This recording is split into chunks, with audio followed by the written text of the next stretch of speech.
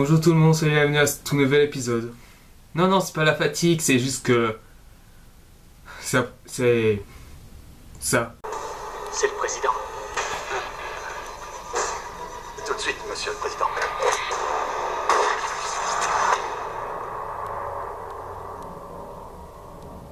C'est Machete. Entraîné pour tuer. Blessé pour mort. Machete! Il en redemande. Ça va saigner. Danny Trejo, Michelle Rodriguez, Sofia Vergara, Amber Heard, Lady Gaga, Antonio Banderas, Cuba Gooding Jr., Jessica Alba, avec Damian Bichir et Mel Gibson dans le rôle de Voz. Et pour la première fois, Carlos Estevez. Je suis président des États-Unis, mec. Faites-leur la gueule. Machete Kills.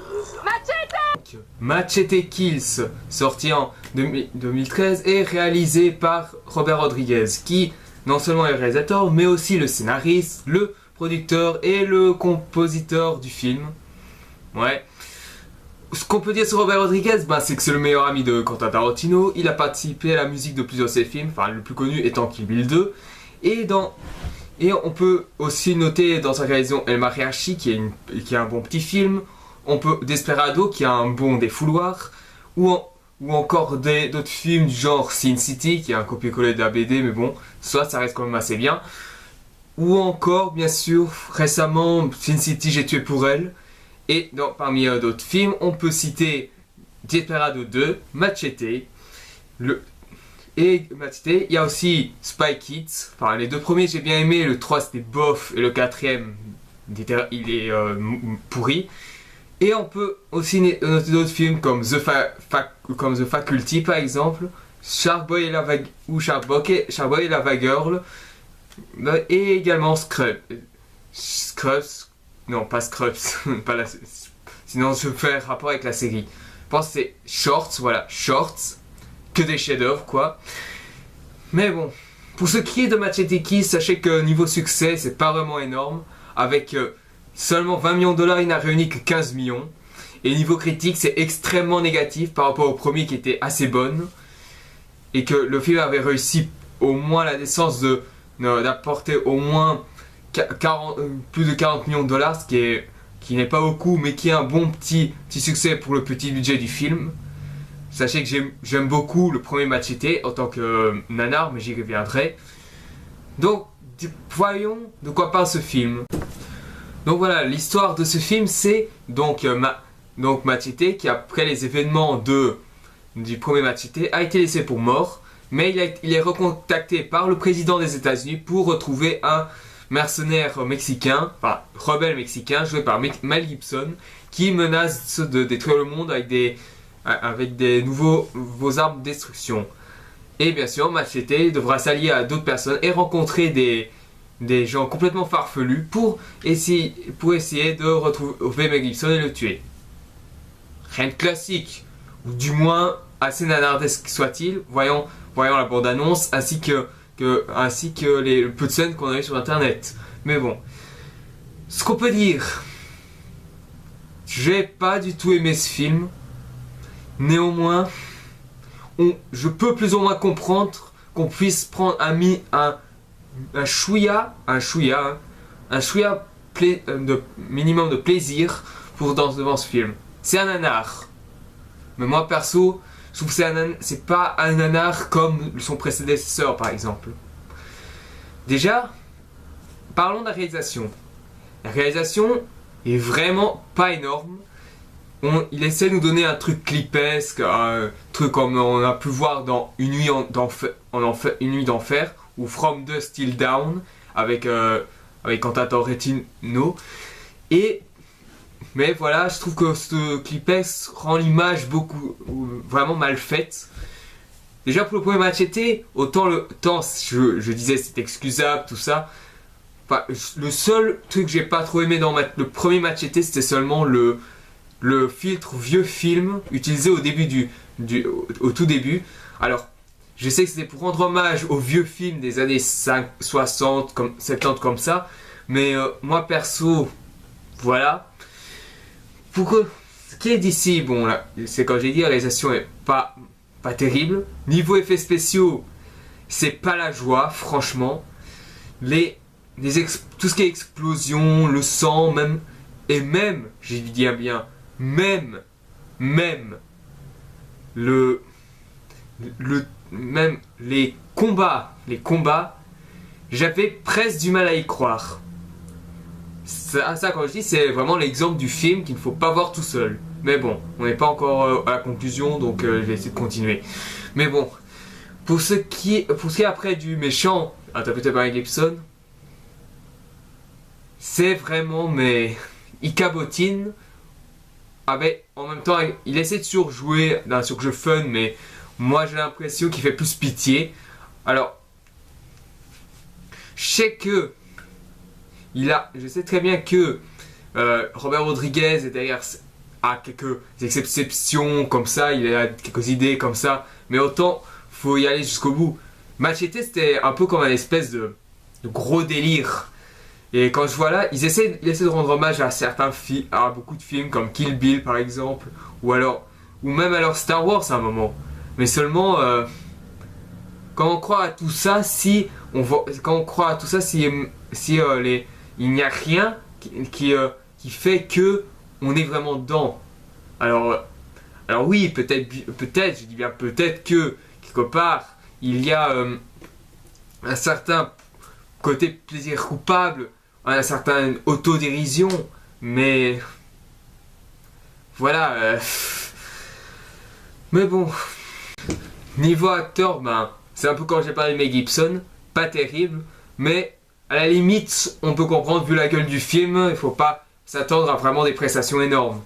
Déjà que voilà, ceux qui jouent Machete Kills, à savoir Danny Trejo ou Danny Trejo, quelque chose comme ça, ben lui, il est fidèle à lui-même. C'était un vraiment monologue, et enfin, je veux dire, c'était vraiment qui est vraiment simple, c'est-à-dire que c'est toujours la même chose. Il y a Michel Rodriguez, c'est du Michel Rodriguez. Il y a également Sofia Vergara qui joue le rôle de, je pense c'est la madame avec les espèces de soutien-gorge avec des mitrailleuses. Je me disais, ouais, pourquoi pas, ça donne un certain délire. Mais comme on voit dans l'abondance où elle tire avec son, je vais pas le dire, mais franchement, voilà. Je sais pas trop comment dire. Après, il y a le tout premier rôle de Lady Gaga. C'est bien sûr qui est le caméléon. Alors, le caméléon, je sais qu'il est joué par plusieurs acteurs. Il y a Lady Gaga, ça c'est sûr que c'est le caméléon original. Il y a Cuba Gooding Jr., mais il y en a deux autres. Ah, Antonio Banderas, tiens, et Walton Goggins. Ceux-là, ben, ouais, franchement, Lady Gaga, elle fait de son mieux, mais ça se voit qu'il y a encore des efforts à faire. Heureusement qu'elle est un petit peu mieux dans Sin City, J'ai tué pour elle. Mais bon. Ensuite, voilà. Pour ce qui est de la musique, revenons à la musique. La musique, ben, pas marquante. Enfin, peut-être qu'il y en a qui vont aimer la musique, mais moi perso, ça m'a pas du tout impressionné. Ensuite, le scénario. C'est du nanar de série Z, vraiment, comme on en trouve à la télé dans Sci-Fi. Sauf qu'encore Sci-Fi, c'était tellement con que tu pouvais en rire. Ici, bon, je pense, ici c'est le genre c'est le genre de nanar où tu dois vraiment être accompagné pour pouvoir apprécier le film, donc ouais. Mais bon. Enfin, après, vous me disiez que je suis fatigué, que ça se voit que je suis fatigué, que je dis pas grand chose, tout ça, mais franchement, la réaction que j'ai eue, ça ressemblait à ça. Connard, merde, rouille, poil, béton, bite, incompétent. Voilà, donc ça m'a pas vraiment. Ça m'a un peu plus fait chier, quoi. Et après, on continue à critiquer The Amazing Spider-Man 2 pour être crétin. Machete Kills est une des preuves pour le fait que The Amazing Spider-Man 2 n'est pas aussi mauvais que ça. Donc, voilà. Mais bon. Après, les quelques petits trucs que je trouve un peu bien. Il y a au moins des petites qualités. Enfin, c'est vrai que j'ai un peu dit des mauvais trucs du film, tout ça, mais il y a seulement quelques trucs que je peux dire. Bon, la première qualité, c'est bien sûr que c'est un nanar qu'on peut voir entre potes pour bien se marrer. Le deuxième truc que je peux noter sont les combats qui, même s'ils sont assez téléphonés et par moments assez ridicules, ça donne un minimum de plaisir. C'est un gros délire, mais voilà, on peut dire que c'est assez divertissant.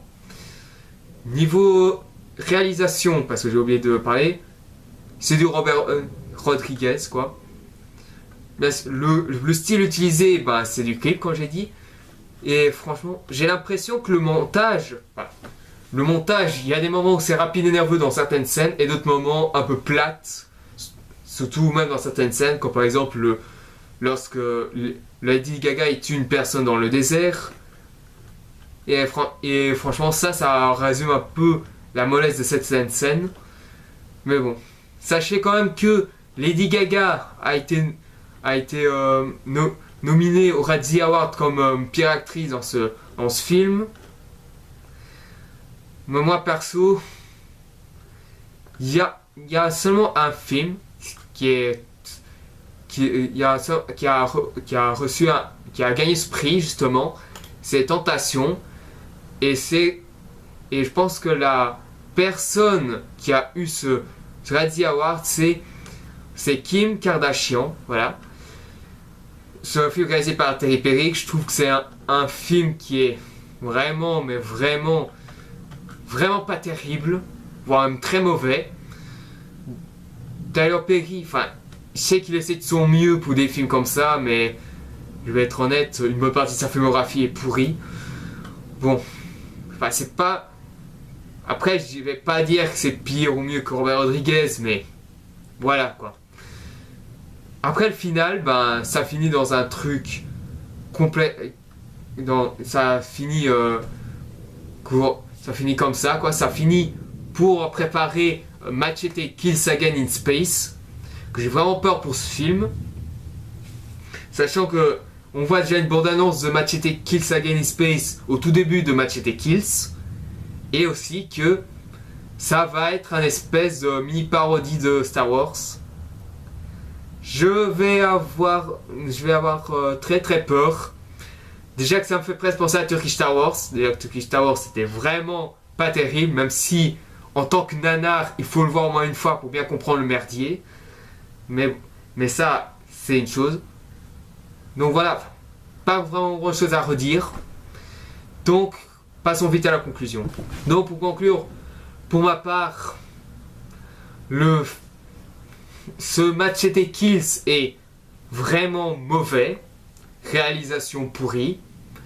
Le style lumière vraiment pas... qui est vraiment pas intéressant. Pas mis en évidence dans les situations. Juste mal fait. Les scènes d'action ridicules mais passables. Les acteurs sont tous mauvais. Encore Danny Trejo, il est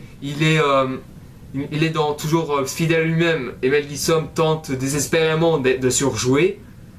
Mais sinon voilà. Puis la musique pas marquante, les effets spéciaux pourris, mais ironiquement drôle. Donc si vous êtes des gens qui ne s'attendent pas vraiment à quelque chose de génial et que veulent juste se fendre la poire devant un film, c'est pour vous. Voilà, juste ça, c'est pour vous et en espérant que bien sûr vous aurez votre plaisir. Donc voilà, c'est fini pour cette vidéo. Je mettez un j'aime si vous avez aimé. Si vous avez des propositions à me donner, n'hésitez pas à mettre des commentaires. De vous abonner à la chaîne si vous voulez en savoir plus sur les prochaines vidéos à venir, ainsi que dans mon ancienne chaîne pour voir mes précédentes vidéos. Et également, bien sûr, de me poser des questions si vous en avez. Donc, le film que je vais parler, c'est vraiment quelque chose de... J'ai trouvé génial. En gros, la réaction que j'ai eue pendant ce film, c'était... Non, ça va pas être les Tortues Ninja de Jonathan Liebesman, même si ça va... même si je compte le critiquer un peu plus tard. Donc voilà, je vous attends pour ce film dont j'ai fait le wouhou, et je vous dis à la prochaine.